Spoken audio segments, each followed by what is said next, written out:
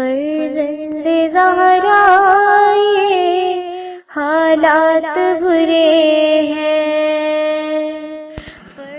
کاشانہ بصیرت ایک ایسا مکمل یوٹیوب چینل جس پر محروم بصارت کے لیے بالخصوص اور تمام افراد کے لیے بالعموم سینکڑوں کی تعداد میں اسلامی کتب دستیاب ہیں. لہذا گزارش ہے کہ آپ اپنی ذمہ داری نبھاتے ہوئے کاشانہ بصیرت کو سبسکرائب کرنے کے ساتھ ساتھ بیل آئیکن کو پریس کیجئے تاکہ آپ علم کے حصول کے ساتھ ساتھ مذہب اہل بیت کی اشاعت میں بھی اہم کردار ادا کرتے رہیں. کاشانہ بصیرت.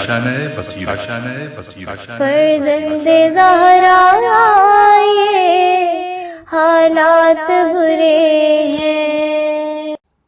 کاشانہ بصیرت کے یوٹیوب چینل کے لیے جو میں آپ کے لیے تفسیر الکوثر پڑھ رہی ہوں، اس کا جلد 9 ہے اور پارٹ نمبر 19 ہے. قال الملأ الذين استكبروا من قومه للذين استضعفوا لمن آمن منهم أتعلمون أن صالحا مرسل من ربه قالوا إنا بما أرسل به مؤمنون. ان کی قوم کے متکبر سرداروں نے کمزور طبقہ اہل ایمان سے کہا، کیا تمہیں اس بات کا علم ہے کہ صالح اپنے رب کی طرف سے بھیجے گئے رسول ہیں؟ انہوں نے جواب دیا، جس پیغام کے ساتھ انہیں بھیجا گیا ہے اس پر ہم ایمان لاتے ہیں. 246 پیج میں تفسیر آیات میں لکھا ہے کہ نمبر 1، قال الملأ الذین استکبروا، پہلے بھی ذکر ہو چکا ہے کہ انبیاء کی دعوت کے سامنے مراعات یافتہ خوشحال طبقہ ہی رکاوٹ بنتا ہے، کیونکہ عدل و انصاف سے یہی طبقہ متاثر ہوتا ہے. محروم طبقہ ہمیشہ عدل و انصاف چاہتا ہے، نیز مراعات یافتہ طبقے میں غرور و سرکشی آ جاتی ہے. جیسا کہ ارشاد باری تعالیٰ ہے، کلا ان الانسان لیطغی ان راہ استغنی، ہرگز نہیں، انسان تو یقیناً سرکشی کرتا ہے اس بنا پر کہ وہ اپنے آپ کو بے نیاز خیال کرتا ہے. قوم سمود کے مراعات یافتہ طبقہ مستکبرین نے اپنی رعونت کے ساتھ ایمان والے طبقہ محروم طبقے مستضعفین سے کہا کہ اتعلمون ان صالحا مرسل من ربہ، کیا تمہیں اس بات کا علم ہے کہ صالح اپنے رب کی طرف سے بھیجے گئے ہیں؟ یہ سوال انکاری ہو سکتا ہے کہ یعنی تمہیں کہاں سے معلوم ہوا کہ یہ پیغمبر ہیں، اور استہزاء بھی ہو سکتا ہے تم کو علم ہو جاتا ہے، ہمیں نہیں ہوتا. اہل ایمان پوری استقامت کے ساتھ ان کے سامنے یہ کہہ کر ڈٹ گئے، قالوا انا بما ارسل به مؤمنون، ہم ان کے ہر پیغام پر ایمان لاتے ہیں، ہمیں یقین ہے کہ صالح رسول برحق ہے. یقیناً بلا وجہ حاصل نہیں ہوتا، قطعی دلیل کی وجہ سے حاصل ہوتا ہے. ہم نے وہ قطعی دلائل دیکھے ہیں جن کے بعد ہم کو یقین حاصل ہوا اور ہم مومن ہو گئے. اہم نکات. نمبر 1، محروم طبقہ ہی ہمیشہ حق کے ساتھ رہا ہے. للذین استضعفوا، قال الذين استكبروا إنا بالذي آمنتم به كافرون فعقروا الناقة وعتوا عن أمر ربهم وقالوا يا صالح ائتنا بما تعدنا إن كنت من المرسلين. متکبرین نے کہا، جس پر تمہارا ایمان ہے ہم تو اس سے منکر ہیں. آخر انہوں نے اونٹنی کے پاؤں کاٹ دیے اور اپنے رب کے حکم سے سرکشی کی اور کہنے لگے، اے صالح، اگر تم واقعی پیغمبر ہو تو ہمارے لیے وہ عذاب لے آؤ جس کی تم ہمیں دھمکی دیتے ہو. تفسیر آیات. قال الذین استکبروا، مومنین کے ایمان کو زیر سوال لانے اور استہزاء کرنے کے بعد پیج نمبر 247 شروع ہوتا ہے. اپنے متکبرانہ انداز میں کہتے ہیں، جس بات پر تمہارا ایمان ہے اس کو ہم نہیں مانتے. نمبر 2، فعقروا الناقہ، آخر انہوں نے اونٹنی کے پاؤں کاٹ دیے. جو چیز اللہ تعالیٰ کی طرف سے معجزہ اور دلیل و حجت کی طور پر پیش آئی تھی، اس کے ساتھ یہ سلوک ایک انتہائی جسارت تھی. اور یہ جسارت اگرچہ ایک شخص کے ہاتھ سے عمل میں آئی، تاہم اس اقدام کے لیے سب کی منظوری لے لی گئی، لہذا سب اس جرم میں شریک ہیں. چنانچہ دوسری جگہ فرمایا، فَنَادَوْا صَاحِبَهُمْ فَتَعَاطَىٰ فَعَقَرَ، پھر انہوں نے اپنے ساتھی کو بلایا اور اسے ہتھیار تھمایا، بس اس نے اونٹنی کی کوچیں کاٹ دیں۔ اس سے واضح ہو گیا کہ یزید کی طرح کوئی جرم کوئی ایک شخص انجام دیتا ہے مگر اس پر راضی ہونے والے سب اس میں شریک ہوتے ہیں۔ چنانچہ حدیث نبوی میں ہے، جو کسی قوم سے محبت کرے وہ اس کے ساتھ محشور ہوگا، اگر کوئی کسی قوم کے عمل کو پسند کرے تو وہ بھی اس میں شریک ہے۔ حدیث نبی بھی آگے ہے کہ لوگوں میں سب سے بدتر شخص ہے جو اپنی آخرت کو دنیا کے بدلے میں بیچ ڈالے، اس سے بدتر وہ شخص ہے جو کسی دوسرے کی دنیا کے لیے اپنی آخرت کو بیچ ڈالتا ہے۔ تکبر و نخوت کا اندازہ اس طرز کلام سے بھی ہوتا ہے کہ نہایت تحقیر اور استہزاء کے لہجے میں کہہ رہے ہیں کہ ہم نے ناقے کو ہلاک کر دیا، اب دیکھتے ہیں تم کیا کر سکتے ہو۔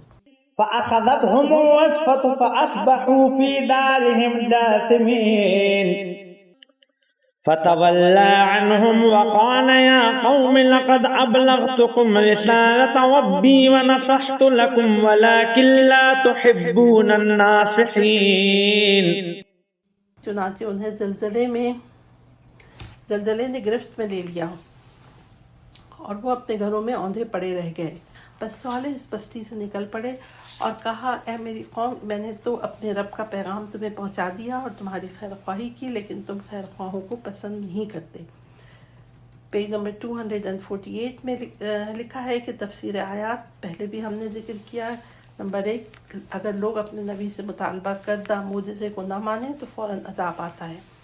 قوم صالح نے بھی جس معجزے کا مطالبہ کیا تھا، اس کو نہ صرف یہ کہ مانا نہیں بلکہ اسے قتل کر دیا گیا، تو عذاب کا فوری طور پر آنا سنت الہی ہے۔ نمبر 2، براہ راست تبلیغ کے ذریعے نبوت کا سلسلہ بند ہونے کی وجہ سے جرائم پر عذاب الہی کی فوری آمد کا سلسلہ بھی بند ہے۔ نمبر 3، فتح عنہم، تباہی کے بعد حضرت صالح نے اپنی تبلیغ و نصیحت کے ذکر کے ساتھ ناصحوں کے ساتھ جاہلوں کے سلوک کا ذکر فرمایا ہے۔ اہم نکات میں لکھا ہے، نمبر 1، ناقہ صالح جانور ہونے کے باوجود حجت خدا اور اللہ کا معجزہ ہونے کی وجہ سے اہل زمین کے لیے امان کی علامت تھی۔ پوری انسانی تاریخ کا یہ المیہ رہا ہے کہ لوگ ہادیان برحق اور انسانیت کے خیر خواہوں کی معرفت نہیں رکھتے تھے۔ نمبر 3، حضرت صالح علیہ السلام کا اپنی ہلاک شدہ امت سے خطاب اس بات کی دلیل ہے کہ مردے سن لیتے ہیں۔ وَلُوطًا إِذْ قَالَ لِقَوْمِهِ أَتَأْتُونَ الْفَاحِشَةَ مَا سَبَقَكُم بِهَا مِنْ أَحَدٍ مِّنَ الْعَالَمِينَ إِنَّكُمْ لَتَأْتُونَ الرِّجَالَ شَهْوَةً مِّن دُونِ النِّسَاءِ بَلْ أَنتُمْ قَوْمٌ مُّسْرِفُونَ۔ اور لوط کا ذکر کرو جب انہوں نے اپنی قوم سے کہا، کیا تم ایسی بے حیائی کے مرتکب ہوتے ہو کہ تم سے پہلے دنیا میں کسی نے اس کا ارتکاب نہیں کیا، اور تم عورتوں کو چھوڑ کر مردوں سے اپنی خواہش پوری کرتے ہو، بلکہ تم تو تجاوز کار ہو۔ تفسیر آیات، حضرت لو بن ہاران بن تارخ حضرت ابراہیم علیہ السلام کے حقیقی بھتیجے تھے۔ آپ عراق کی سرزمین،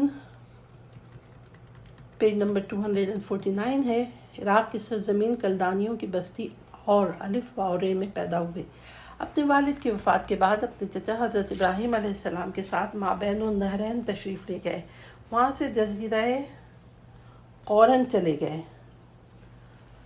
جسے آج کل جزیرہ ابن عمر کہتے ہیں، جو نہر دجلہ کے کنارے پر واقع ہے۔ وہاں آشوریوں کی حکومت قائم تھی، وہاں سے کنعان کی سرزمین کی طرف چلے گئے۔ حضرت ابراہیم کے حکم پر آپ نے شرق اردن کے سرسبز و شاداب علاقے کو اپنی تبلیغ کا مرکز بنایا۔ حضرت لوط کی اس قوم کے ساتھ کوئی رشتہ داری نہیں تھی، اس لیے لوط کو ان کی برادری کا نہیں فرمایا۔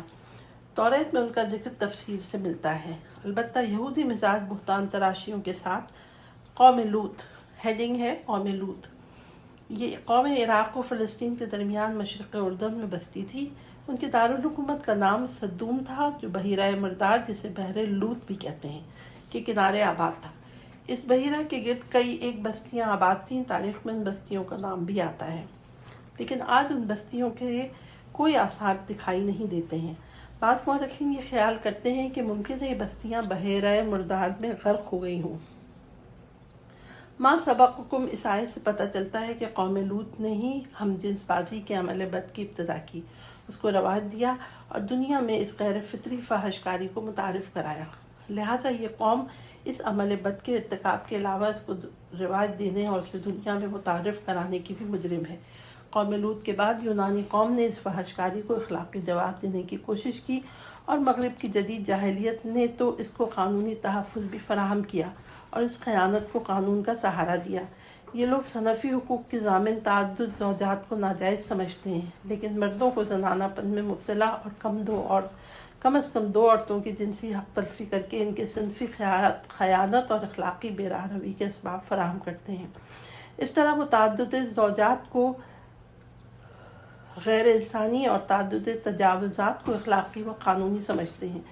مغرب کے مادی انسان کی فکری اور اخلاقی پستی اور قدروں کی پامالی پر حیرت ہوتی ہے، لیکن طفیلی سوچ رکھنے والے مشرق و مغرب زدہ حضرات کی حالت ذات پر تو حیرت کی انتہا ہوتی ہے کہ وہ بھی تعدد زوجات کے بارے میں بھی مغربی سوچ سے بات کرتے ہیں۔ جنسی انحراف میں قوم لوط سب سے بڑا گناہ ہے کہ کسی گناہ کے لیے اس قدر شدید سزا نہیں ہے جیسے اس جرم کی ہے۔ چنانچہ فاعل اور مفعول دونوں کی سزا قتل ہے، اور قتل کا ذریعہ بھی نہایت خوفناک اختیار کرنے کا حکم ہے۔ اس عمل بد پر مترتب ہونے والی منفی نفسیات کی بنا پر فاعل پر مفعول کی بہن، بیٹی اور ماں حرام ہو جاتی ہے۔ اگر شادی سے پہلے یہ عمل بد واقع ہوا، اس سے معلوم ہوا کہ اس عمل بد کے مرتکب کس قدر منفی نفسیاتی اثرات مترتب ہوتے ہیں، اور انسان سے رجولیت اور مردانگی کی شہامت اور شخصیت سلب ہو جاتی ہے۔ تجربے نے بتایا کہ ایسے لوگ مردانہ قوت کے مالک نہیں رہتے، اور مردوں کے عورتوں سے بے نیاز ہونے کی وجہ سے عورتوں میں بے عفتی آ جاتی ہے۔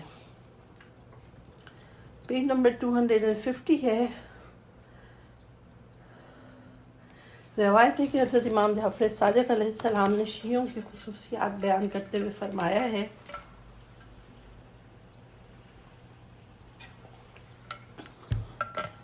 کہ ان میں سے ایک خصوصیت یہ ہے کہ شیعہ ہم جنس بازی کے عمل سے پاک رہتے ہیں۔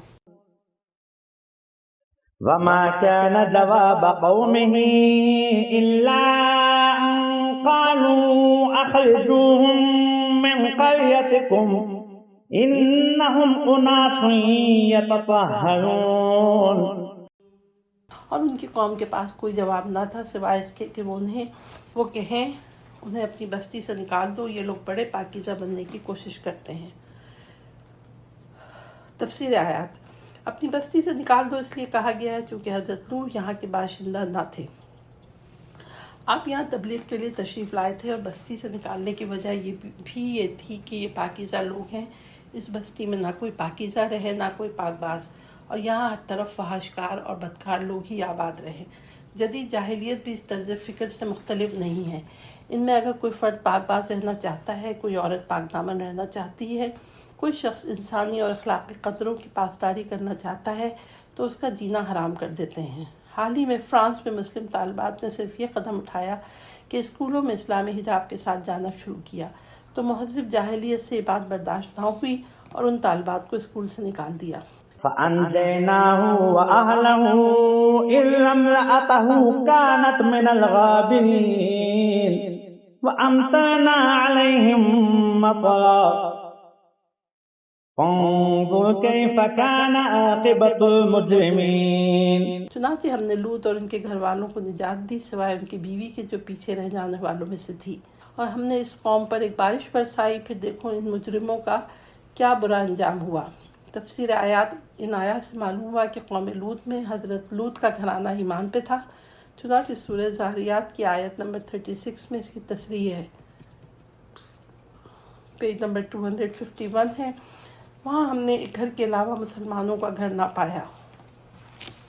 حضرت لوط کی بیوی جو اس قوم کی بیٹی تھی حضرت لوط پر ایمان نہیں رکھتی تھی، اس لیے ہجرت کے وقت حضرت لوط کو حکم ملا کہ اس کو ساتھ نہ لیا جائے۔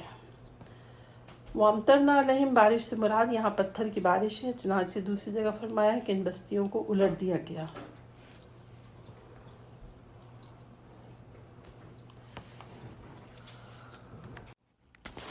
اہم نکات۔ نمبر 1، ہم جنس بازی بہت بڑا گناہ ہے جس کی شرعی سزا دنیا میں موت، آخرت میں ہلاکت ہے۔ نمبر 2، ناپاک معاشرے میں پاکیزہ لوگ ناقابل تحمل ہوتے ہیں۔ نمبر 3، ایمان کی توفیق نہ ہو تو نبی کے قریب تر ہونا بھی فائدہ مند نہیں ہوتا ہے۔ وإلى مدين أخاهم شعيبا قال يا قوم اعبدوا الله ما لكم من إله غيره قد جاءتكم بينة من ربكم فأوفوا الكيل والميزان ولا تبخسوا الناس أشياءهم ولا تفسدوا في الأرض بعد إصلاحها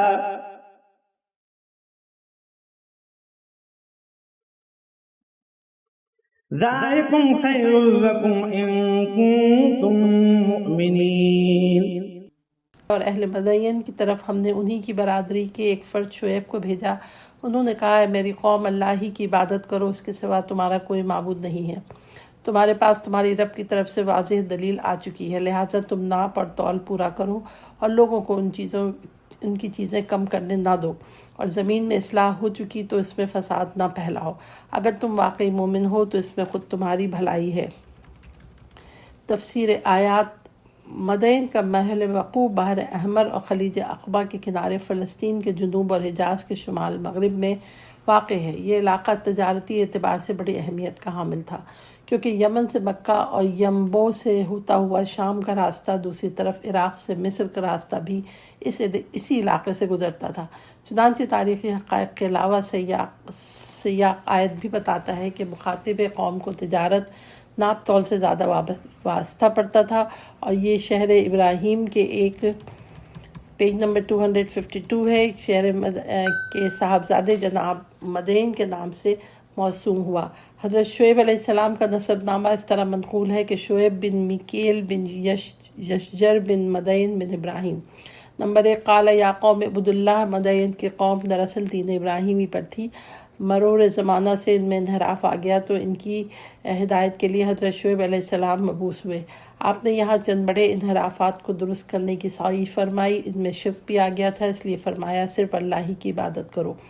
نمبر 2 قد جاءتکم بینۃ من ربکم. واضح دلیل وہ معجزات ہی ہو سکتے ہیں جو حضرت شعیب علیہ السلام کی رسالت کے ثبوت کے لیے پیش کیے گئے.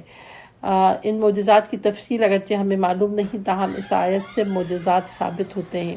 نمبر 3 وَأَوْفُوا الْكَيْلَ وَالْمِيزَانَ. دوسرا یہ لوگ تجارتی معاملات میں بددیانت ہو گئے تھے، لہذا حضرت شعیب فرماتے تھے لوگوں ناپ تول پورا کرو اور لوگوں کو ان چیزیں کم کر کے نہ دو. نمبر 4 وَلَا تُفْسِدُوا فِي الْأَرْضِ. تیسرا یہاں لوگ بد اخلاقیوں میں مبتلا ہو گئے تھے. دین ابراہیم پر عمل سے ان کے آباء و اجداد میں جو اصلاح آئی تھی وہ باقی نہ رہی، اس لیے فرمایا اصلاح کے بعد فساد نہ پھیلاؤ. اہم نکات. نمبر 1 اخلاقی اقدار کو فروغ دینا اور لوگوں میں عدل و انصاف قائم کرنا انبیاء کے پیغام کا حصہ رہا ہے. ولا تقعدوا بكل صراط توعدون وتصدون عن سبيل الله من آمن به وتبغونها عوجا واذكروا إذ كنتم قليلا فكثركم وانظروا كيف كان عاقبة المفسدين. اور اللہ پر ایمان رکھنے والوں کو خوف زدہ کرنے، انہیں اللہ کے راستے سے روکنے اور اس میں کجی پیدا کرنے کے لیے ہر راستے پر راہزن بن کر مت بیٹھا کرو. اور یہ بھی یاد کرو کہ جب تم کم تھے اللہ نے تمہیں زیادہ کر دیا، اور دیکھو کہ فساد کرنے والوں کا انجام کیا ہوگا. تفسیر آیات. نمبر 1 وَلَا تَقْعُدُوا. اس آیت سے حضرت شعیب کو اپنی قوم کی طرف سے پیش آنے والی مشکلات کا اندازہ ہوتا ہے کہ وہ رہزن بن کر اہل ایمان کو امن و سکون سے ایمان کی راہ پر چلنے نہ دیتے تھے. اس 253 پیج ہے. اس بارے میں وہ 3 طریقوں سے اہل ایمان پر حملہ کرتے تھے. نمبر 1 توعدون. پہلا یہ کہ ان کو خوف زدہ کرتے تھے. نمبر 2 تصدون. دوسرا یہ کہ ایمان لانے والوں کی راہ میں رکاوٹ ڈالتے تھے. نمبر 3 وَتَبْغُونَهَا عِوَجًا. تیسرا یہ کہ دلوں میں شبہ پیدا کر کے کجی پیدا کرنے کی کوشش کرتے تھے. نمبر 2 وَاذْكُرُوا إِذْ كُنْتُمْ قَلِيلًا فَكَثَّرَكُمْ. نسلی افزائش خوشحالی کی علامت ہے. بعض روایت میں آیا ہے کہ حضرت ابراہیم کے صاحبزادے حضرت مدین کی اولاد کو اللہ نے نسلی افزائش کے لیے ذریعے کثیر تعداد میں مشتمل ایک قوم بنایا تھا. اہم نکات کی ہیڈنگ کے نیچے لکھا ہے کہ نمبر 1 ہادیان برحق کے دشمن ہمیشہ ایمان کی راہ میں راہزن ہوا کرتے ہیں. وَلَا تَقْعُدُوا وَبِكُلِّ صِرَاطٍ. نمبر 2 کفر کے مقابلے میں آبادی میں اضافہ نعمت ہے. فَكَثَّرَكُمْ. وَإِنْ كَانَ طَائِفَةٌ مِّنْكُمْ آمنوا بالذي أرسلت به وطائفة لم يؤمنوا فاصبروا حتى يحكم الله بيننا وهو خير الحاكمين۔ اور اگر تم میں سے ایک گروہ کو میری رسالت پر ایمان لانا ہے اور دوسرا گروہ ایمان نہیں لاتا ہے تو ٹھہر جاؤ یہاں تک کہ اللہ ہمارے درمیان فیصلہ کر دے، اور وہی سب سے بہتر فیصلہ کرنے والا ہے۔ تفسیر آیات۔ ہر نبی کی قوم کا یہی حال رہا ہے کہ ایک گروہ ایمان لے آتا ہے اور دوسرا گروہ ایمان نہیں لاتا ہے۔ اہل ایمان ہمیشہ کافروں کی طرف سے اذیت و مصائب کا شکار رہتے ہیں۔ یہاں فصبروا صبر بیک لہجہ اہل ایمان کے لیے نوید فتح و نصرت ہے، اور کافروں کے لیے دھمکی اور انجام بد کی خبر ہے۔ اہم نکات۔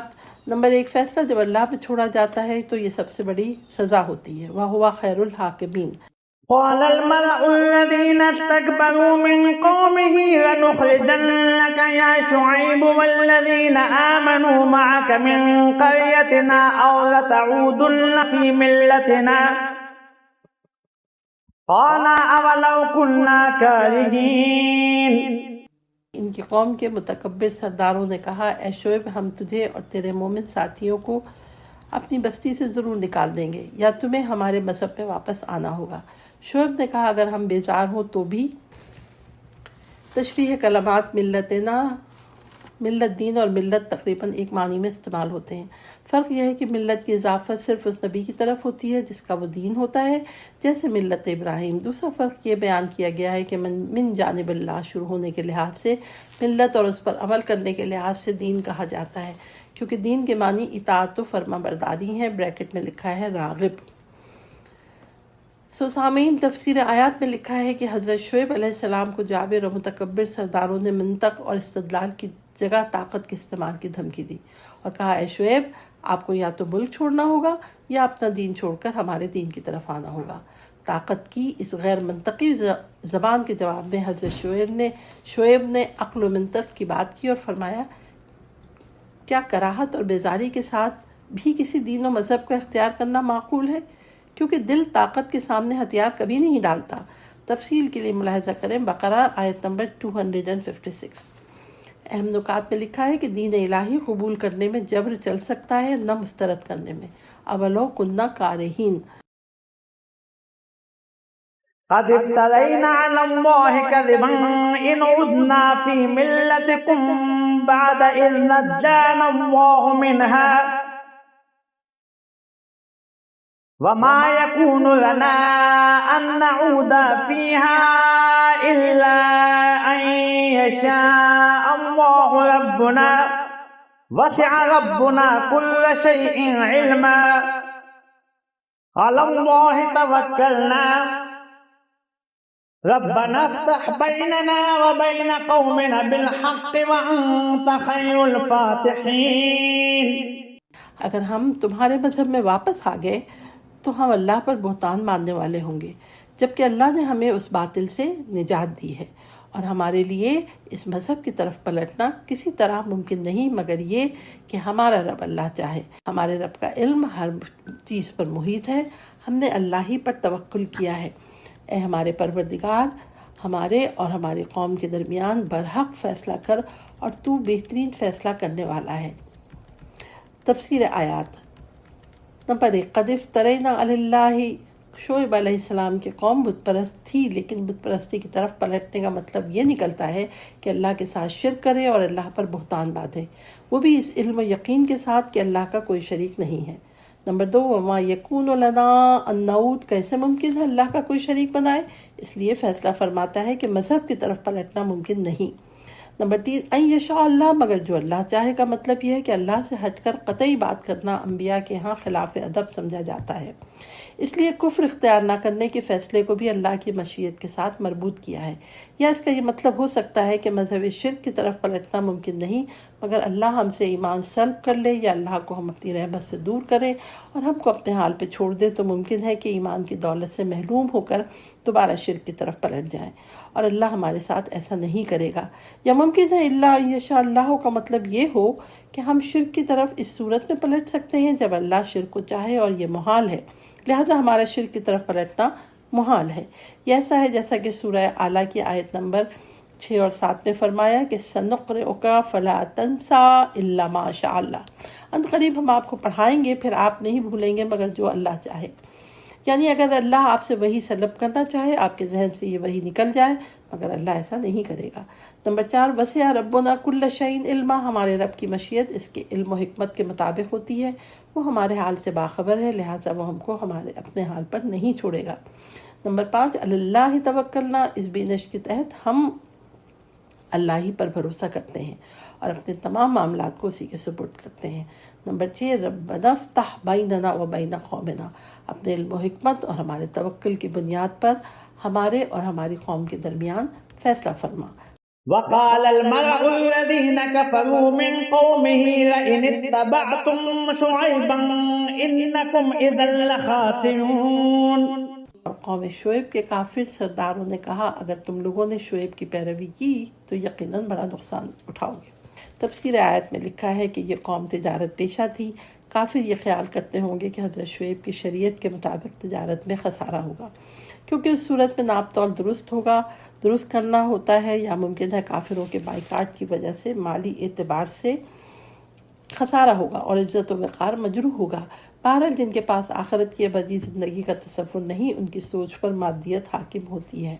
اہم نکات۔ نمبر 1 ایمان کی منزل پر فائز ہونے والا نہ شک کرتا ہے نہ مرتد ہو سکتا ہے۔ نمبر 2 مادی سوچ رکھنے والوں کا ہمیشہ یہ خیال رہا ہے کہ شریعت کی پابندی میں خسارہ ہے۔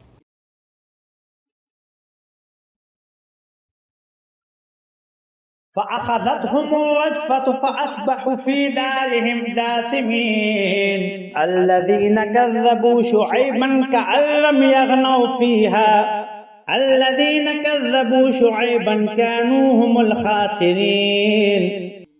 چنانچہ انہیں زلزلے نہ آ لیا، وہ اپنے گھروں میں اوندھے پڑے رہ گئے۔ جنہوں نے شعیب کی تکذیب کی ایسے تباہ ہوئے گویا وہ کبھی آباد ہی نہیں ہوئے تھے۔ شعیب کی تکذیب کرنے والے خود خسارے میں رہے۔ تشریح کلمات میں لکھا ہوا غین نون واو غنی فی مکان قضا کی جگہ کسی جگہ مدت دراز تک اقامت کرنا گویا وہ دوسری جگہوں سے بے نیاز ہے۔ تفسیر آیات مدائن کی تباہی کی داستانیں بعد کی قوموں میں ایک بڑی مدت تک ضرب المثل رہی ہیں۔ چنانچہ 257 پیج میں لکھا ہے کہ چنانچہ توریت گنتی باب 35-31 دیگر قدیم آسمانی کتابوں میں مدائن کی تباہی کا ذکر ملتا ہے۔ اس آیت میں مدائن کی تباہی کی ایک تصویر پیش کی گئی ہے کہ ان کی آبادی ایسی ختم ہوئی گویا وہ کبھی آباد ہی نہیں تھی۔ اس قوم کی تباہی سے یہ بات سامنے آ گئی کہ خسارے میں کون تھے۔ اہم نکات۔ دیندار کبھی خسارے میں نہیں ہوتا۔ فتولى عنهم وقال يا قوم لقد أبلغتكم رسالات ربي ونصحت لكم فكيف آسى على قوم كافرين۔ شعیب ان سے نکل آئے اور کہنے لگے اے میری قوم، میں نے اپنے رب کے پیغامات تمہیں پہنچائے، تمہیں نصیحت کی، تو آج میں کافروں پر رنج و غم کیوں کروں۔ تفسیر آیات نمبر 1 فتولی عنہم، تبلیغ و نصیحت کے بے اثر ہونے کے بعد وقت کا رسول جب قوم سے منہ موڑ لیتا ہے وہ قوم ابدی ہلاکت میں چلی جاتی ہے۔ نمبر 2 فکیف آسا، اللہ تعالیٰ کی رحمت ہر شے پر محیط ہے اور وہ ارحم الراحمین ہے۔ اپنے اندر اہلیت پیدا کر کے ہی اس عظیم و وسیع رحمت کو شامل حال کیا جا سکتا ہے۔